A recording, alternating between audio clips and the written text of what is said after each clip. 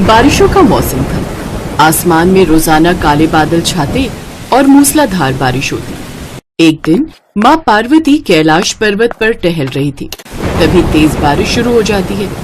माँ पार्वती तेज बारिश को देखकर खूब खुश हो जाती हैं। उन्हें बारिश में भीगते हुए नृत्य करते देख भगवान शिव बहुत प्रसन्न होते हैं। स्वामी, देखिए ना कितनी मनमोहक बारिश हो रही है।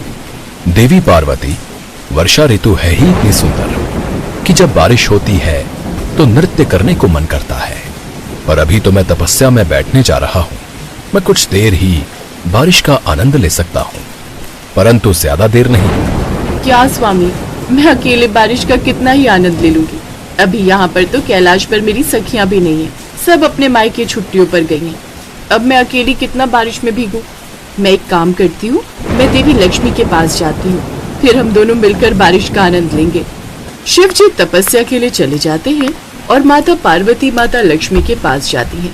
पर माता लक्ष्मी उस समय बैकुंठ लोक में नहीं थी। हे नारायण, देवी लक्ष्मी कहीं नजर नहीं आ रही। देवी लक्ष्मी देवी सरस्वती के पास गई हैं। बोल रही थीं कि उन्हें कुछ जरूरी काम है। अच्छा ठीक है, तो मैं देवी सरस्वती के पास ही चली जाती हूँ। वहाँ देवी लक्ष्मी से भी भेंट हो जाएगी। इसके पश्चात माता पार्वती माता सरस्वती के धाम जाती हैं। वहाँ पर देवी लक्ष्मी भी बैठी हुई थी।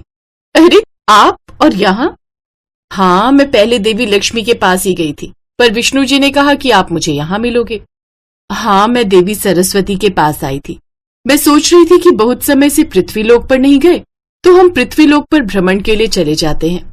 देवी सरस्वती के आने के बाद मैं आपके पास भी यही पूछने के लिए आने वाली थी कि हम तीनों मॉनसून के मौसम में पृथ्वीलोक पर भ्रमण के लिए चलते हैं। पृथ्वीलोक पर भ्रमण के लिए? मैं भी आपके पास इसी विषय में बात करने के लिए आई थी। बहुत मजा आएगा, बारिश में भीगने का अलग ही आनंद होगा। चलिए हम तीनों मिलकर पृथ्वीलोक पर चलते हैं। इसके पश्चात माता पार्वती, माता सरस्वती और माता लक्ष्मी के साथ साधारण लड़कियों का रूप लेकर बारिश का आनंद लेने के लिए धरती लोक पर पहुंचती हैं। पर उस समय तक बारिश रुक चुकी थी। अरे, हम बारिश का आनंद लेने के लिए पृथ्वीलोक पर आए थे, पर बारिश तो रुक गई। अब क्या करें? करना क्या है? वापस चलते हैं। इतने समय बाद तो घर से निकलना हुआ है, अब वापस जाकर फिर से आना बहुत मुश्किल है। हमें कुछ देर बारिश का इंतजार करना चाहिए, क्या पता थोड़ी देर बाद फिर से बादल बरसने लगे। ठीक है, तो हम कुछ देर यहाँ पेड़ के नीचे विश्राम करते हैं। जब बारिश होगी तो हम बारिश का आनंद लेंगे। ठीक है, आप दोनों यहाँ पेड़ के नीचे विश्राम करो, तब तक मैं गांव में थोड़ा घूम कर आती हूँ। जब बारिश शुरू होगी तो मैं आप दोनों को बुला लूंगी। माता लक्ष्मी और माता सरस्वती पेड़ के नीचे विश्राम करने लगती हैं और माता पार्वती गांव में घूमने के लिए निकल जाती हैं। चलते चलते वो एक बगीचे में पहुंचती हैं। वहां पर कुछ लड़कियां झूला झूल रही थी। उन्हें देखकर माता पार्वती बहुत खुश होती है। अरे वाह, महादेव मुझे बोल रहे थे कि वर्षा ऋतु में पृथ्वी लोक पर लोग झूला झूलते, और देखो यहाँ बगीचे में झूला झूलती हुई कुछ लड़कियां मिल भी गई। अब मैं उनके साथ झूला भी झूलूंगी। एक काम करती हूँ, अभी तो बारिश भी शुरू नहीं हुई है, थोड़ी देर में झूला झूल लेती हूँ। उसके पश्चात जब बारिश आएगी तो मैं माता सरस्वती और माता लक्ष्मी को भी यहाँ ले आऊंगी, फिर हम तीनों मिलकर झूला झूलेंगे। माता पार्वती बगीचे में जाती है और वहाँ खड़ी लड़कियों में से एक लड़की से झूला झूलने के लिए पूछती है। सुनो, क्या मैं भी तुम्हारे साथ झूला झूल सकती हूँ? नहीं, ये झूला हमने बनाया है, हम किसी अनजान को अपने झूले पर झूलने नहीं देंगे। अपना झूला खुद बनाओ। माता पार्वती उन लड़कियों की बात सुनकर थोड़ा चौंक जाती है। तभी वहाँ एक लड़की आती है जो एक दूसरी लड़की से टकरा जाती है। अरे अंधी, जब तू देख नहीं सकती तो चल तो ठीक से लिया कर, अभी मेरी चोट लग जाती। तुझे कितनी बार कहा है तू यहाँ बगीचे में खेलने के लिए मत आया कर। तू अंधी है, तेरी आंखें नहीं है, तू घर पर रहा कर। सीमा, तेरी अंधी बहन ने बहुत दिमाग खराब किया हुआ है, तो अपनी माँ को कहती क्यों नहीं है इसे घर पर रखा करे। यहाँ इधर उधर बगीचे में हमारे साथ घूमती रहती है और इसकी वजह से हमें भी परेशानी होती है। इसे यहाँ से भेज दे। कोमल, यहाँ से जा, तू मुझे दिखाई भी ना देना, जा घर जा। मैं तो झूला झूलने के लिए आई थी, तुम मेरी बहन हो तो मुझे झूला झुला सकती हो, पर तुम मुझे बहन होकर भी झूले झूलने के लिए मना कर रही हो। मैं तेरी सगी नहीं सौतेली बहन हूँ, इसलिए मुझे अपनी बहन कहना बंद कर दे और जा यहाँ से। झूले तेरे लिए नहीं बने हैं, ये हम जैसे आंख वालों के लिए बने हैं। तेरी किस्मत खराब है कि तू देख नहीं सकती, और ना कभी जिंदगी में देखेगी। माता पार्वती उन लड़कियों की बात सुन रही थी। कोमल नाम की वो लड़की बगीचे में एक तरफ जाकर बैठ जाती है। लड़की बहुत उदास थी। माता पार्वती कोमल को देखती हैं तो बहुत दुखी होती है। तभी तेज बारिश शुरू हो जाती है। माता पार्वती तो इस बारिश की ही प्रतीक्षा कर रही थी। लड़कियां जब बहुत तेज बारिश देखती हैं तो भागकर घर में चली जाती हैं। सीमा, अपनी अंधी बहन को तो घर ले जा, पता चले बारिश में और कहीं चोट लग गई तो तेरी मुसीबत आ जाएगी। मेरे पास इतना टाइम नहीं है कि मैं इसे पकड़कर घर तक ले जाऊं। बारिश बहुत तेज हो गई है, मैं तो घर भाग रही हूँ, अपने आप आती रहेगी। चलो तुम भी अपने घर जाओ, जब बारिश थोड़ी हल्की होगी तो हम सब झूला झूलने के लिए आ जाएंगे। सब लड़कियां अपने अपने घर चली जाती हैं। कोमल अकेली वहां बैठी रहती है। माता पार्वती कोमल के पास जाती है। कोमल, चलो ना बारिश में झूला झूलते हैं, देखो कितनी मनमोहक बारिश हो रही है। आप कौन हो? मेरी बहन और बाकी लड़कियां तो जा चुकी हैं, आपकी आवाज पहली बार सुन रही हूँ। मेरा नाम पार्वती है। चलो आओ मेरे साथ झूला झूलो, हम बारिश में भीगेंगे, बहुत मजा आएगा। मुझे तो कुछ भी दिखाई नहीं देता, मैं आंखों से देख नहीं सकती, इसलिए बारिश में मैं मजे भी नहीं करती, झूले भी नहीं झूलती, कोई आनंद नहीं लेती, मैं गिर जाऊंगी। तुम मेरे साथ चलो तो सही, देखना तुम्हें सब कुछ दिखने लगेगा। आओ मेरा हाथ पकड़ो, मैं तुम्हें लेकर चलती हूँ, तुम नहीं गिरोगी। माता पार्वती अपने चमत्कार से बगीचे में एक बहुत सुंदर झूला उत्पन्न करती है। वह झूला फूलों से सजा हुआ था। माता पार्वती कोमल को अपने साथ उस झूले पर बिठाती है। झूला अपने आप हवा में इधर उधर जाने लगता है। ये सब माता पार्वती का चमत्कार था। कोमल बहुत खुश हो रही थी। माता पार्वती और कोमल बारिश में भीगकर बारिश का आनंद ले रही थी। पार्वती दीदी, बारिश बहुत अच्छी लग रही है और इस झूले पर झूलना भी। मैं तो तरस गई थी झूले पर झूलने के लिए, कोई भी मुझे अपने साथ झूले पर नहीं बैठाता था। काश मैं भी देख सकती। तुम देख सकती हो कोमल, तुम जरूर देखोगी। माता पार्वती अपना हाथ कोमल की आंखों पर फेरती है। अचानक बारिश में से एक चमकदार रोशनी कोमल की आंखों पर पड़ती है और कोमल की आंखों की रोशनी वापस आ जाती है। कोमल खुशी से उछल पड़ती है। मैं देख सकती हूँ पार्वती दीदी, मैं देख सकती हूँ। मैं इस पूरी दुनिया का नजारा देख सकती हूँ। मुझे सब कुछ दिखाई दे रहा है। ये सब तो चमत्कार है। आपने तो मेरी आंखों की रोशनी वापस ला दी है। कोमल को माता पार्वती के साक्षात दर्शन होते हैं। तभी देवी लक्ष्मी और देवी सरस्वती भी आ जाती हैं। तीनों देवियां मिलकर कुछ देर कोमल के साथ बारिश में खूब आनंद लेती हैं। कोमल की खुशी का ठिकाना नहीं था। आज वो तीनों देवियों, माता पार्वती, माता लक्ष्मी और माता सरस्वती के साथ बारिश का आनंद ले रही थी। कोमल के साथ बारिश में भीगते, नाचते, गाते हुए तीनों देवियां कुछ समय बाद अंतर्ध्यान हो जाती हैं और कोमल अपने घर खुशी खुशी वापस लौट आती है। इधर माता पार्वती, माता सरस्वती और माता लक्ष्मी तीनों कैलाश पर पहुंचती हैं। देवी पार्वती, मुझे बहुत अच्छा लगा। आज तुम्हारे आशीर्वाद से कोमल की जिंदगी में खुशियां आ गई और बारिश का भी हम तीनों ने बहुत आनंद लिया। ये अवसर तो कभी कभी प्राप्त होता है। वो तो है, बारिश में भीगने और झूला झूलने का बहुत अलग मजा है। अच्छा, आप दोनों बैठो, मैं चाय और पकौड़े लेकर आती हूँ, फिर तीनों मिलकर चाय पियेंगे। आज तो बारिश में भीगने से बहुत थकावट हो गई है। अदरक की चाय बनाऊंगी तभी थकावट दूर होगी। माता पार्वती चाय और पकौड़े बनाकर लाती हैं और तीनों देवियां मिलकर वर्षा ऋतु में चाय और पकौड़े का आनंद लेती हैं।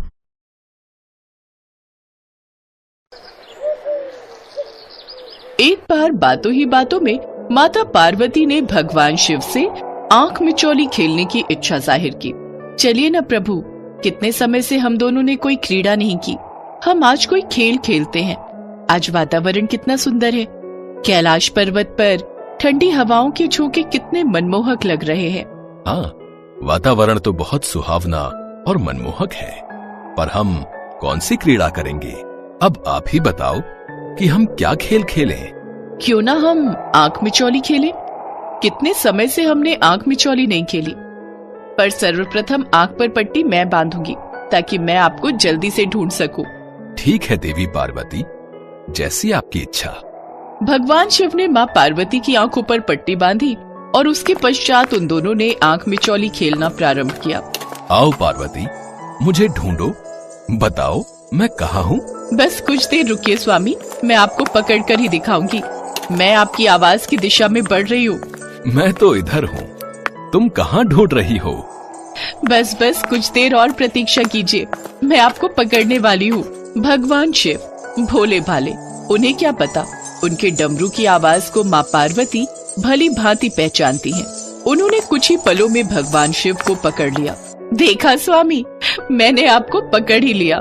पर आपको कैसे पता चला कि मैं उस चोटी के पीछे छुपा हुआ था? आपको ढूंढने में आपके प्रिय डमरू ने मेरी सहायता की। आपके डमरू की आवाज की दिशा में ही मैंने आपको ढूंढा और आपको पकड़ लिया। अब आप अपनी आंखों पर पट्टी बांधिए, अब आपकी बारी है। ठीक है देवी, मैं तो आपको यूं ही चुटकियों में पकड़ लूंगा। अच्छा, देखते हैं। माँ पार्वती और भगवान शिव का एक बार फिर से आंख मिचौली का खेल प्रारंभ हुआ। अब भगवान शिव की आंखों पर पट्टी बंधी थी और वह माँ पार्वती को ढूंढ रहे थे। माँ पार्वती बार बार भगवान शिव के पास आती, उन पर फूलों की वर्षा करती। भगवान शिव उन्हें पकड़ने की कोशिश करते तो वह फिर गायब हो जाती। प्रभु प्रभु इस ओर, यहाँ मैं तो इधर हूँ, आप उधर कहाँ जा रहे हैं? देवी पार्वती को तो पकड़ना बहुत असंभव हो रहा है। अब क्या करूं? खेल भी तो खेलना है। तभी भगवान शिव को बालक गणेश की आवाज सुनाई दी। गणेश पुत्र, गणेश, जरा इधर तो आना। पिताश्री, आपकी आंखों पर पट्टी कैसे बंधी हुई है? तुम्हारी माता और मैं आंख मिचौली खेल रहे हैं। मेरी आंखों पर पट्टी बंधी है। मुझे तुम्हारी माता को ढूंढना है। तुम मेरी इसमें सहायता कर सकते हो। जरा देखकर तो बताओ, तुम्हारी माता किस दिशा में छुपी है? मैं उन्हें पकड़ लूंगा। पिताश्री, यदि मैंने आपकी सहायता की तो माता मुझसे नाराज हो जाएंगी, और वैसे भी ये तो खेल में छल हुआ ना। मैं आपकी इस छल में सहायता क्यों करूं? नहीं नहीं पिताश्री, मैं आपकी इस कार्य में कोई मदद नहीं कर सकता। ये खेल आपको स्वयं ही खेलना होगा। मैं जा रहा हूँ। कार्तिकेय भैया मेरी प्रतीक्षा कर रहे हैं। हम दोनों भ्रमण के लिए जा रहे हैं। अरे अरे पुत्र गणेश, सुनो तो। अब क्या करूं? मैं पार्वती को कैसे ढूंढूं?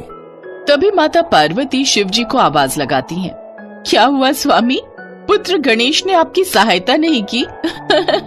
मैं तो आपके समक्ष ही खड़ी हूँ, इधर, यहाँ। शिव जी माँ पार्वती को पकड़ने की कोशिश करते पर हर बार असमर्थ हो जाते। अरे प्रभु, ये मैं हूँ। माता पार्वती उधर हैं।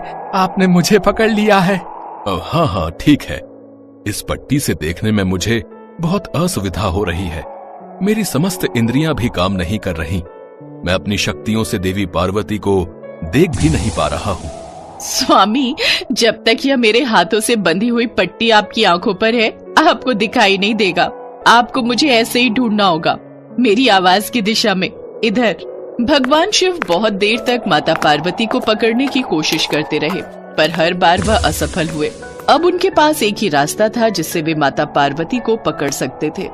मैं गिरने का अभिनय करता हूँ। देवी पार्वती मेरी आवाज सुनकर जरूर यहाँ आएंगी और मैं उन्हें पकड़ लूंगा।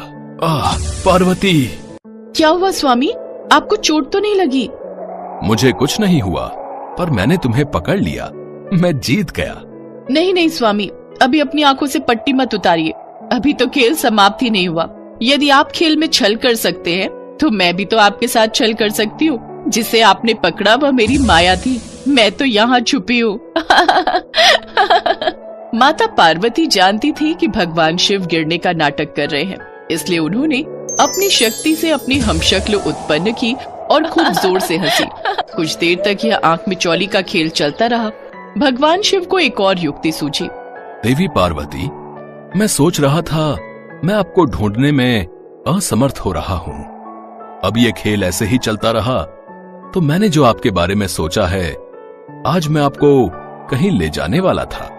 भगवान शिव के मुंह से इस तरह की बातें सुनकर माता पार्वती से रहा नहीं गया। अब वो भगवान शिव के आसपास ही घूमने लगी। आप मुझे कहाँ ले जाने वाले थे प्रभु? ले जाने वाला था, पर अभी तो मैं तुम्हें पकड़ ही नहीं पा रहा हूँ। अब जब तक ये खेल समाप्त नहीं होगा तब तक क्या ही फायदा ये बताने से कि हम आज कहाँ जाने वाले थे। बताइए ना प्रभु, मेरे मन में बहुत उत्सुकता हो रही है। हम कहाँ जाने वाले हैं? अब आप इतनी दूर दूर से मुझसे वार्तालाप करेंगी तो मैं कैसे बता पाऊंगा? माँ पार्वती ये भूल चुकी थी कि अभी तो आंख मिचौली का खेल चल रहा है। शिव जी ने उन्हें अपनी बातों में फंसा लिया और बस माँ पार्वती पकड़ी गई। ये पकड़ लिया मैंने आपको। अच्छा, तो आप जानबूझकर मुझे बातों में उलझा रहे थे ताकि आप मुझे पकड़ सको। जाइए प्रभु, मैं आपसे बात नहीं करूंगी। शिव जी ने अपनी आंखों से पट्टी उतारी। वे समझ गए थे कि माँ पार्वती नाराज हो गई हैं। अब उनके पास माँ पार्वती को मनाने का एक ही रास्ता था। अच्छा ठीक है, तुम जीती मैं हारा। वैसे मैं सोच रहा था क्यों ना आज हम स्वर्ग की सैर पर चलें। बहुत दिनों से हम किसी भ्रमण पर नहीं गए। भ्रमण पर? ठीक है, तो मैं अभी तैयार होकर आती हूँ। बस महादेव और माता पार्वती के बीच सुलह हो गई और वे दोनों स्वर्ग के भ्रमण पर निकल जाते हैं। सच ही तो है, पति पत्नी का रिश्ता ऐसा ही होता है। जहाँ एक पल में खट्टी मीठी लड़ाई होती है तो वहीं एक पल में एक दूसरे के लिए ढेर सारा प्यार उमड़ आता है। तभी तो ये बंधन 7 जन्मों का कहलाता है।